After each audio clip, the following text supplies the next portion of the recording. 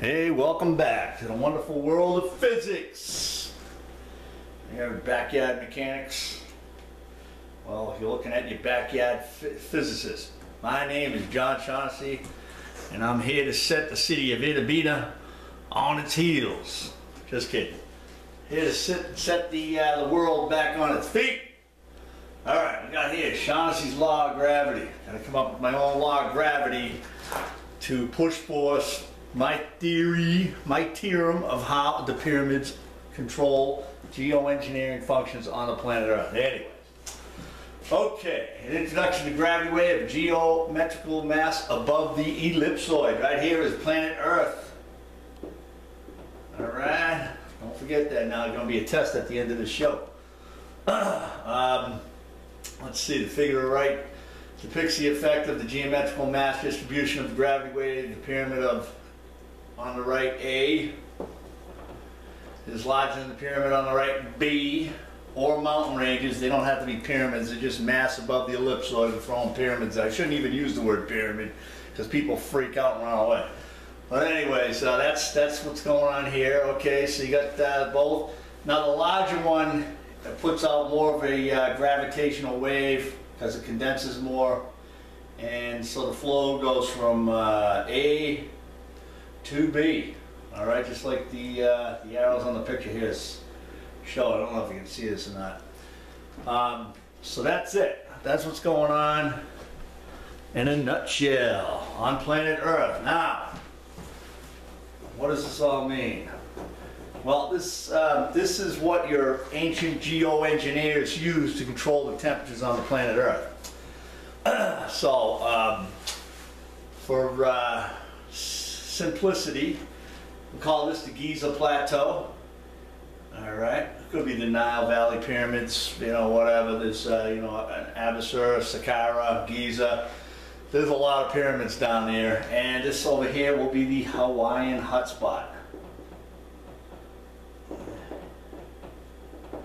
Okay, it's the Hawaiian HOT SPOT. So, when the temperatures rise on the planet, they put this pyramid online. It was online up until like maybe, I don't know, you had a couple of Alma Moon in 800 AD, and then you had Colonel Weiss. I think when Alma Moon went in there, he kind of damaged the pyramid by opening up the passageways. You know, Colonel Weiss, he finished it off by blowing up tunnels along the relieving chamber. So anyways, for all intents and purposes, the Giza Plateau pyramids have been disabled. One, they've been damaged by human intervention. The way you destroy or incapacitate a pyramid is you open it up. The whole idea of a gravity machine is to condense the gravity wave and send it down to the core of the Earth, and it ricochets off a denser gravity zone, and it consequently goes up underneath, in this particular instance, underneath the Hawaiian HOT SPOT, which, by the way, there's no realistic explanation of why the hot spot even is in existence, except for my theory. I mean, there's 3 theories on Wikipedia.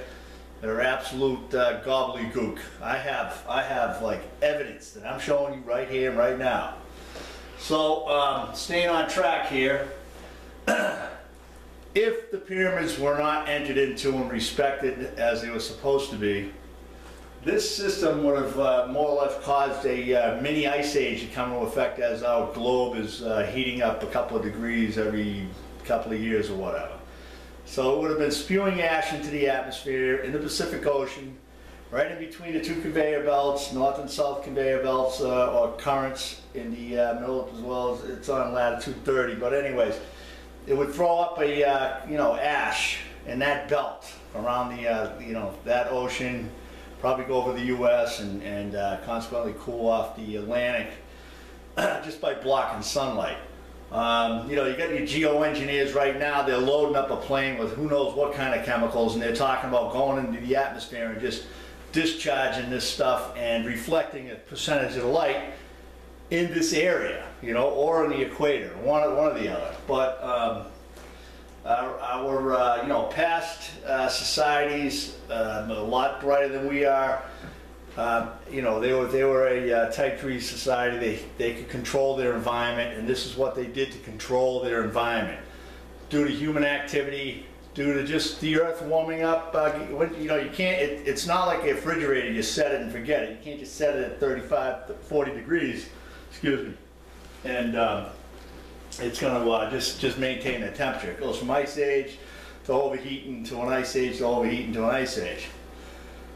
Naturally, okay? So artificially, the advanced civilizations prior to us, you know, climbing up the rung, they had these pyramids set up that would basically tap already in existent volcanoes. So they didn't create the Hawaiian Island hot spot, well, the volcanoes out there. They tapped into them. You know, there's a few other situations like this around the globe. You have the ones in Shanghai up in China that tap into their, you know, these are all 180 degrees. You know, here's your latitude lines. All these pyramids, all these large pyramids on the globe, you got a pyramid here, and 180 degrees around, you'll have a volcano. And approximately on the same latitude line. This is too close to be an anomaly. This was done on purpose, okay? I don't know why I have to preach to get people to believe this stuff. It's right in your face. It's, you know, go out, grab a globe, go online, check it out. It's pretty simple stuff. So I mean, you got like 3 big ones right here. You had, like I said, the ones in China line up with the inactive volcano in the Bermuda Island. You have the Pyramid of the Sun that tied into an extinct volcano in Sri Lanka, Mount Sajiri. And then you have the Giza Plateau Pyramid, which is still active. This is the last active one right now, and this is controlling the, carving its way through the Pacific Tectonic Plate, otherwise known as the Hawaiian HOT SPOT, and causing, you know, the volcano activity out there. However, it's not as big as it should be because of human intervention. They've damaged this pyramid. Okay, give me 2 seconds. I'm going to try to just move right along here. Let's see. All right. Here's another shot of what's actually happening. Here's my napkin. Oh, I lost my napkin. Oh well, I used the dog's chew toy. I'll have to buy him another one. Okay, so there we go. This is in effect what's going on mountain ranges, large mountain ranges, and pyramids. I like pyramids because they're, you know, a perfect shape, a geometrical shape above the ellipsoid. A lot of mountain ranges have like pretty close to, you know, semi-perfect, you know, geometrical shapes, but obviously the pyramids, you know, of on the Giza Plateau, or the large pyramids around the planet, they you know, they're perfect, you know, as far as a shape is concerned. So you have much more control over your gravity wave trajectory coming out of a mass like this. Whereas in a mountain range, you have like multiple peaks and valleys and this, that, and the other thing. So down in here, you have like, you might have like waves going left, right, east, north, west, south, you know, interfering with each other. But nevertheless, they are putting a wave out, and it is being deflected off into another side of the planet. All right. Gotta stay focused here. Increase the density of the gravity wave. Okay, so this is what's going on. You have you know, subatomic particles called gravitons. I think everybody's in agreement that gravity exists. Otherwise, I wouldn't be sitting here talking to you. I'd be floating around talking to you. So the wave comes down on a pyramid like this. It's, you know, in all directions, but when it crashes onto something like this, it's actually tearing the fabric, if you will. And it's causing a high density zone right here. There's a high density right up at the top, and it consequently causes an inverted low density condition in the pyramid, and then the, or a vacuum, you know, it's low density. You can use vacuum or pressures, or I like density, high density, medium density, low density. Because in effect, that's what this thing is doing. It's not, it's changing the density of the material. It's not really changing the, you know, it's not like when they do microgravity readings on the, we'll get into that a little later, on Cheops, the Great Pyramid of Giza. They thought there was like crevices or different, you know, voids or whatever. And that's not the case, but I'll get to that later. So, so you have a low section here. That causes a directional change in the gravitons coming down to fill this low vacuum, while low density. And it's coming in here, and then when they come in here, they merge, and you end up with a thick gravity wave going down to the center of the Earth, which would be another, there is a neutral, gravity neutral zone. It's the physicists, the theoretical physicists, they're all in agreement, or most of them are, that there is a, it just doesn't go straight down. I mean, it goes straight down, that's what they say, everything goes straight down, it stops. My theory is it's going down, it's bouncing up, and it's lowering the gravitational field on the other side of the planet. All your mountain ranges, or most of your big mountain ranges around the planet, have you know, sister mountain ranges. One's always bigger than the other, and then they equal out over time. And then you have, like, you know, land movements, tectonic plate movements, and we start all over again, cataclysms, what have you. But that's what this technology is all about, is to prevent this from happening. All right, here's another picture, same thing. More or less, you got the same effect going on. Gravity wave, sometime gravity wave coming down, then it's breaking left, breaking right, and then you get a, you know, a denser gravity wave going straight down here.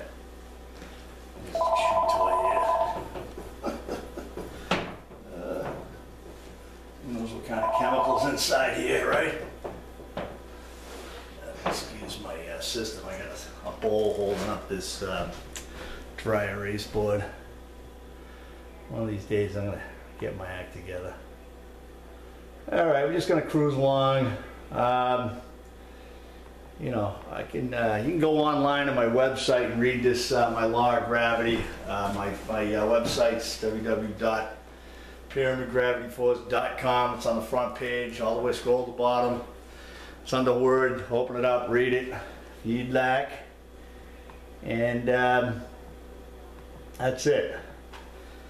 So basically the bottom, I'll read the bottom. It's condensed gravity wave trajectory vector coordinates, outputs of geometrical shaped masses above the ellipsoid have been a challenge to calculate. The ancient geo engineers in Egypt used a system of 3 pyramids to guide or steer the condensed gravity wave to its desired location by creating 3 separate condensed gravity wave beams with output strengths at different levels.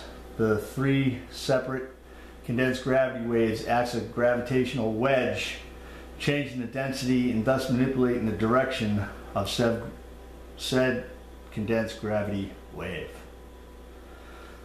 Excuse me, I'm gonna cough too. Following expression is to compute the value of the gravity wave for a particular geometrical shape mass above the ellipsoid. A is the angle, you convert it to radii to balance out the equation. Mass above the ellipsoid. C2 is the speed of light. S is units of Shaughnessy. I figure, what the heck, I should have my own law of gravity, my own units, right? Everybody else does. And an example illustration procedure. Shaughnessy formula can be written as AMC squared equals S. Now, okay, we got that going on. Now, while we're on the gravity, this was done by H.T. Bury, brilliant engineer from France. He went out there with his team from EDF Foundation. They did a microgravity snapshot, if you will. Created the densitogram. You can go to his blog spot. I'm pretty sure he wouldn't mind me using his densitogram. You know, we're all together here trying to get to the truth. You know, if there's some, you know, if there is some science to back up my theories, we're in a world of doo-doo right now. We all need to get together and get these pyramids back online. So anyways, right here we're looking at the snapshot of the G1. That's Great Pyramid of Giza, or Cheops, what have you. And this is it. This is the pyramid right here. This is the base. That's the top. And these are you know, high density, medium density. So that's high, medium. The white is low and the red is real high.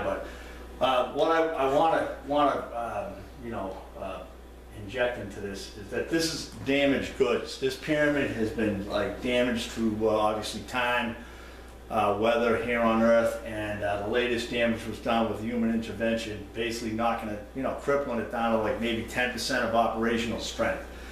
Who knows, maybe even less now. I don't know. Maybe they're going to put a Dunkin' Donuts and a you know, drive-in movie theater inside the King's Chamber, or maybe a movie theater or something. Hopefully they're not, because they really need to repair the damage and get this thing back online. Now, if humans didn't get in there and the weather didn't get to it, these gravity signature waves would be perfect. Okay?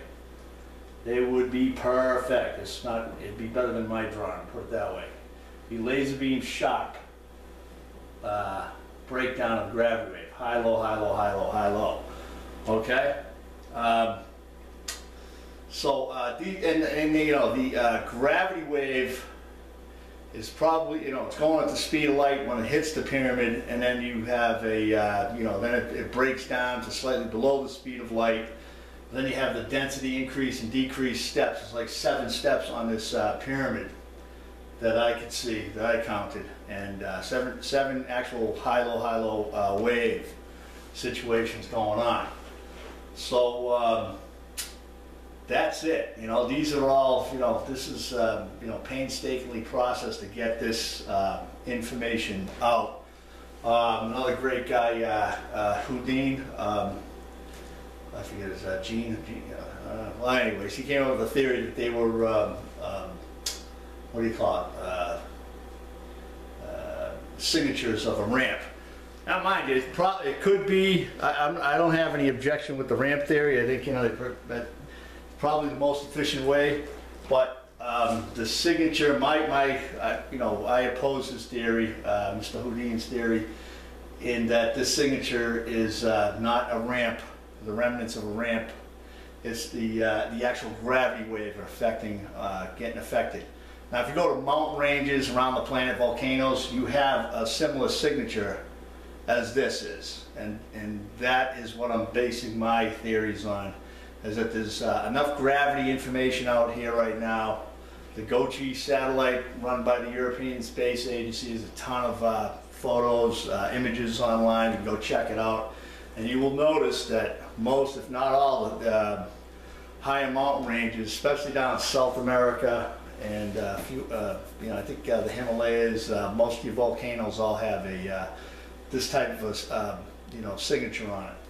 Not as, you know, defined as this, but you get the idea. You'll see it. There's something going on, changing the actual gravity readings. And this is my theory is that it's, you know, it's breaking down the gravity wave slightly below the speed of light, and it's going in, out, in, out, in, out. Okay.